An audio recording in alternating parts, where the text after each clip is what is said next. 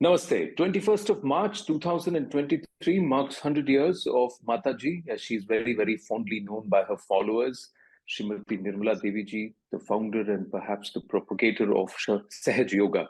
Joining us now is Smita Jaisalmeria ji from the USA and Harvinder Singh from Delhi. My namaste to both of you. Thank you very much for joining us. Let me first ask you, you're both Sahaja Yoga practitioners. So Smita ji, can you explain to our viewers what is Sahaja Yoga? So Sahaja Yoga is nothing but simply the awakening of your primordial energy, which is known as Kundalini, which lies in every human being in a dormant state until it is awakened. And as soon as we ask God our self-realization, we immediately get it because the Kundalini awakens. It crosses our fontanelle bone area, and as a result, we feel thoughtless, and we feel vibrations in our hands. So this is the biggest happening in a life of a human being, and it is the most difficult thing to awaken Kundalini in the yogic kriya. So Harvinder ji, tell me, why is Kundalini awakening so difficult? Because if I know a little bit of yoga and science, then Kundalini sits right at the bottom of the spine, and it actually transcends. Those who practice Sahaja Yoga, they say you don't need to go through the various different aspects of stepwise meditation or progression towards understanding or self-realization. This process directly addresses that. So can you explain to us why is it so difficult? Anandji, the Kundalini was difficult to awaken, because I think in the previous times, what used to happen is that the gurus, who were realized souls, as we used to call them, they used to select their disciples, and they used to take them through a process and make sure that they're ready for the Kundalini process. And they used to call it cleansing process, so that they're ready for the Kundalini awakening. Now, through modern Sahaja Yoga, what has really happened is the process is kind of reversed. So what happens is Kundalini awakening has become much easier now. And the process of cleansing follows after that when you start practicing this meditation more and more. So it used to be a difficult task because there was a way of doing it earlier, because let's say the mankind was not ready at the mental and the spiritual level at that time for the mass realization. Today, the process is completely reversed, and now it's much easier. And that's how it happens in Sahaja Yoga. You are based in the US, Mitaji. Correct me if I'm wrong, Sahaja Yoga as a practice, or even yoga as a practice, now seems to be taking on across the world. And more importantly, it is irreligious. It's more a science, if you like, yoking yourself to the universe or to the divine power, that's the feminine. So how is the response or the acceptance of Sahaja Yoga? So it is really widely accepted in US also. People are now realizing that, talking about peace, just talking about peace doesn't really gives you peace within. So unless you have peace within, you cannot spread peace in the world. And with the Kundalini awakening, you become peaceful, and that's how you spread this peace in the world. So this is, and US is very open when it comes to spirituality. So people are very open here. They really want to experiment. And this is this is a tangible feeling that you can feel on your fingertips, you can feel on top of your head. So people know when they come to our centers or when they attend our online sessions, they feel it. They feel peaceful. Not many people feel vibrations in their hands at the first time, but they do feel peaceful. And they always say that, this is really different.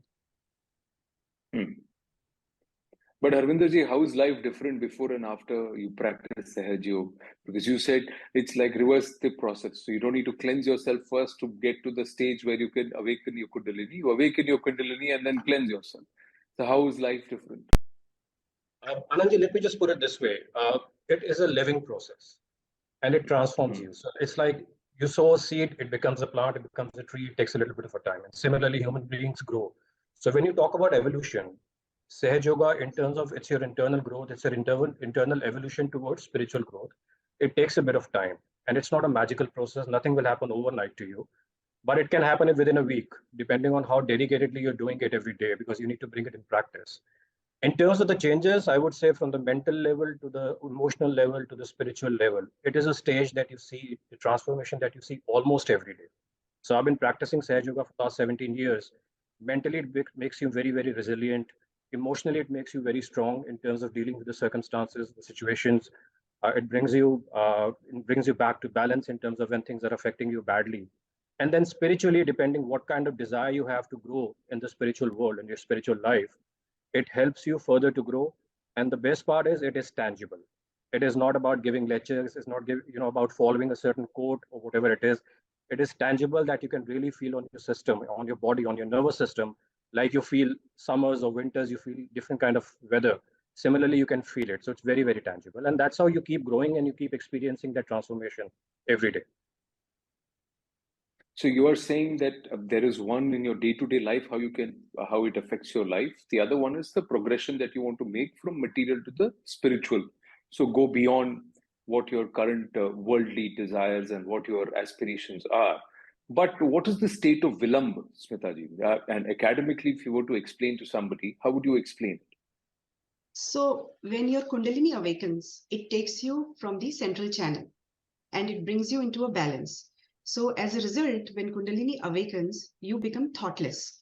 So thoughtless is also known as state of Vilam because this is the difference of time between your past and future. So when your Kundalini awakens, you are not worried about your past or you're not fearful about your future, but you are right there in present state, which where you are not worried at all. You enjoy your life.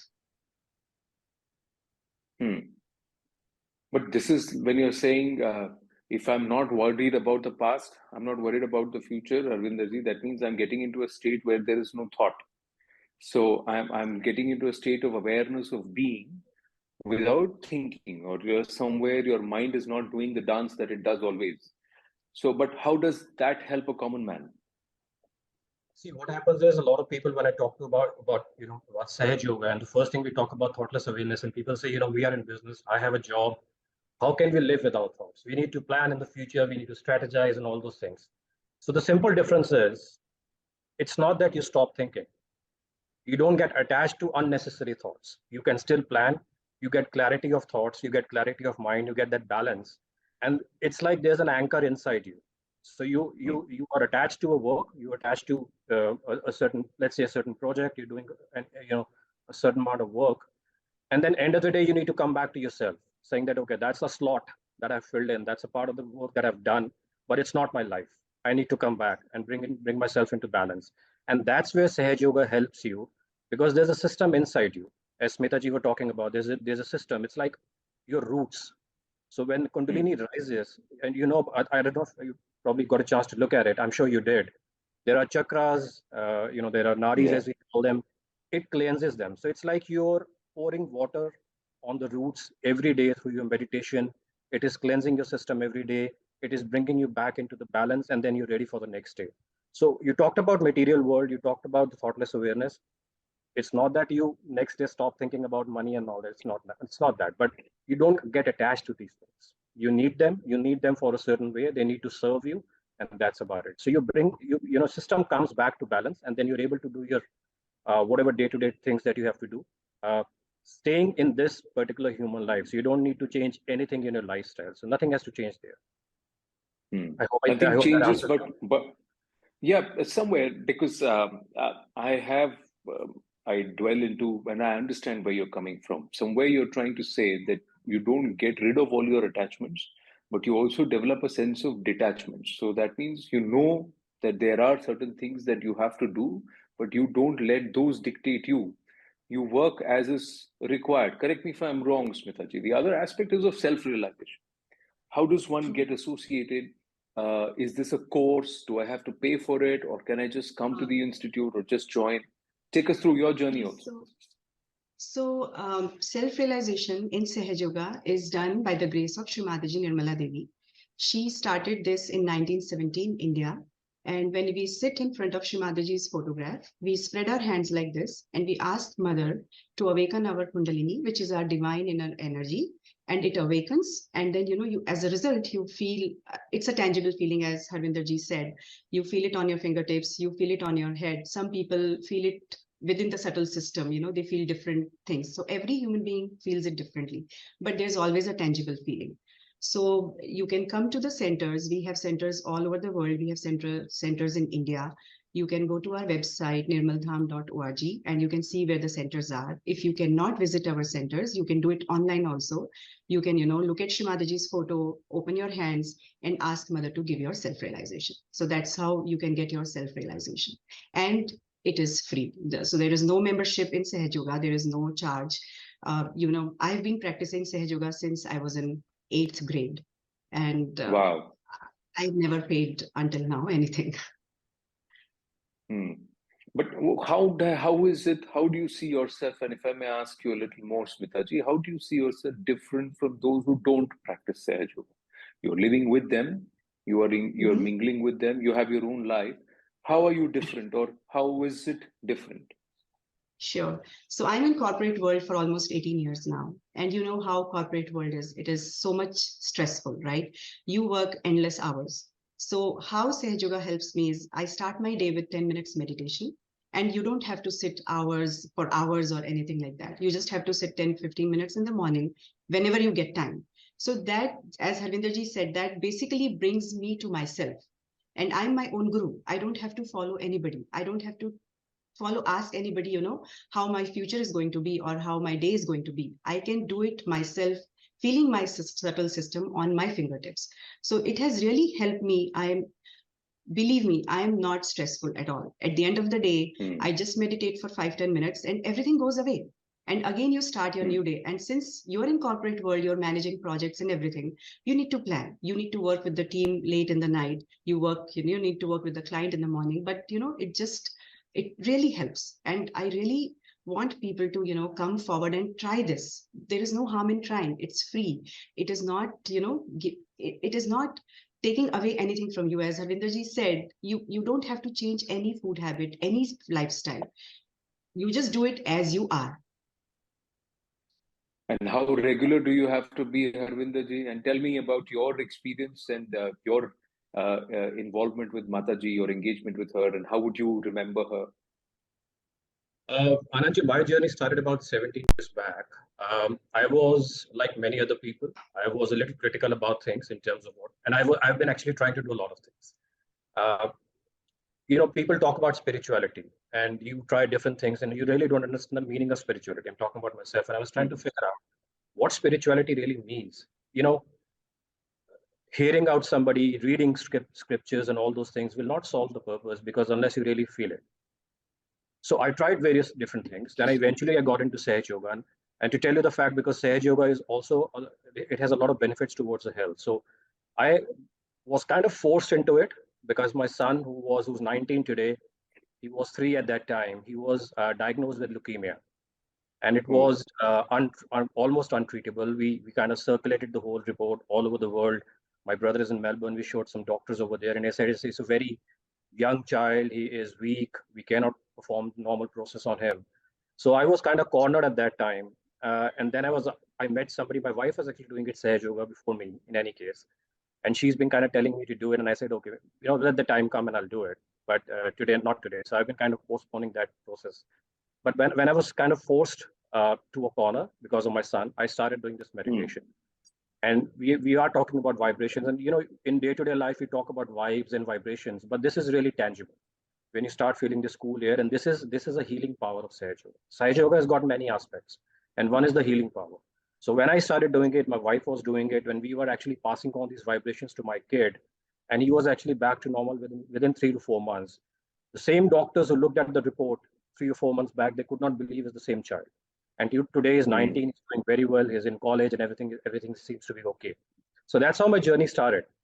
But with regular practice, as and when I started doing it, as Smitaji said, you need to do it every day. It's like, as I said earlier, you kind of water the plants for them to grow. You meditate for yourself to grow spirituality. And spiritual means actualization of spirit. So spirit, the word that we use in many ways, unless you feel it actually, it is not spiritual. And people use this word today, even in the parties and wherever you go in the social circle. But that's the actual meaning, what I really learned in Sahaja Yoga. So that's how my journey started. When I saw this tangible thing, then my journey stopped at Sahaja Yoga. I thought this is what I really need. I started doing it in the last 15, 16, 17 years, and everything, and I really mean everything, whether it's professional life, personal life, my emotional life, everything started changing, and it's changing today. I mean, the sky is the limit here.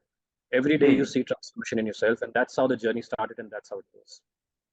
It's an ever evolving process, isn't it? And once you get into the process, then you just want to dive into it a little more, and you just want to swim into that ocean a little more, because it just seems so tranquil when you practice it. But Smitaji, how many yoga practitioners are there in how many countries? What's the kind of spread that we're seeing of the practitioners? So Sahaja Yoga is practiced in, I think, more than 150 countries right now. It is Wow. also practiced in, yes, Muslim countries like Turkey and, Middle East countries everywhere. And we have centers all over the world. These centers are free. You can see thousands of people, from different caste, religion, culture coming together, meditating together, and all on the same page. So there is no argument about anything because, if you have to ask about something, you can just spread your hands and ask your vibrations. And everybody, if you ask about a question, everybody's vibrations will speak the same. So this is really, really a nice thing, and it is very easy. I mean, simple. You don't have to, it is not complicated. You don't have to, learn Sanskrit, or you don't have to learn about our scriptures.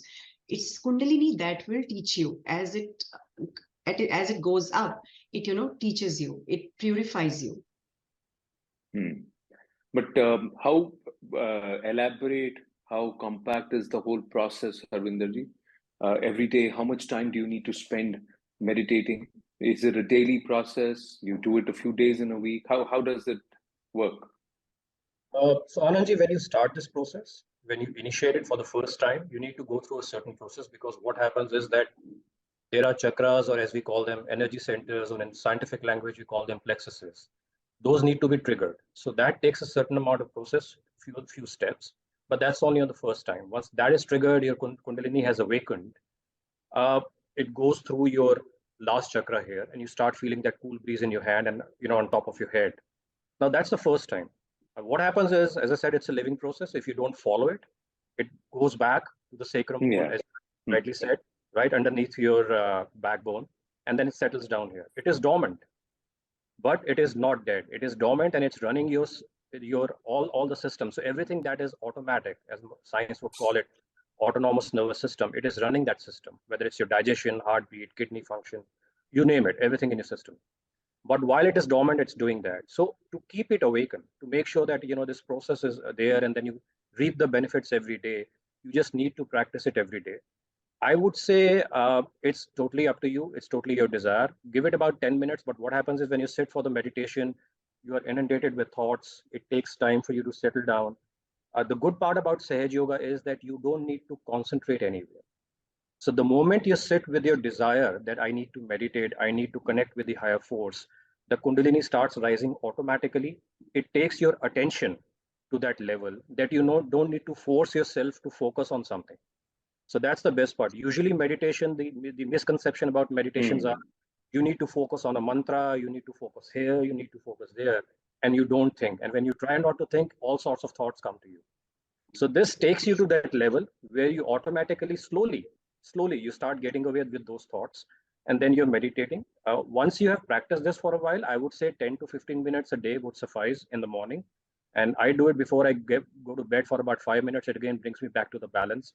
But I would say on an average 10, 15 minutes, 20 minutes, if you do in a day, that's more than sufficient. And then again, there is no hard and fast rule. Best time is in the morning, because you're very fresh. You do your workout, you do everything in the morning because you're fresh. But if you kind of missed out, then don't kind of punch yourself saying that I've missed out the day. Do it in the afternoon. Do it before you go to bed, because it's all there in your system. It's yours.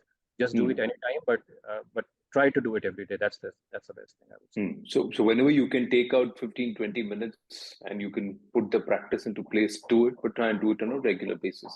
So best if you do it in the morning. Yeah. Best to do it in the morning, but if not, but you can do it later. Anytime. Best is in the morning.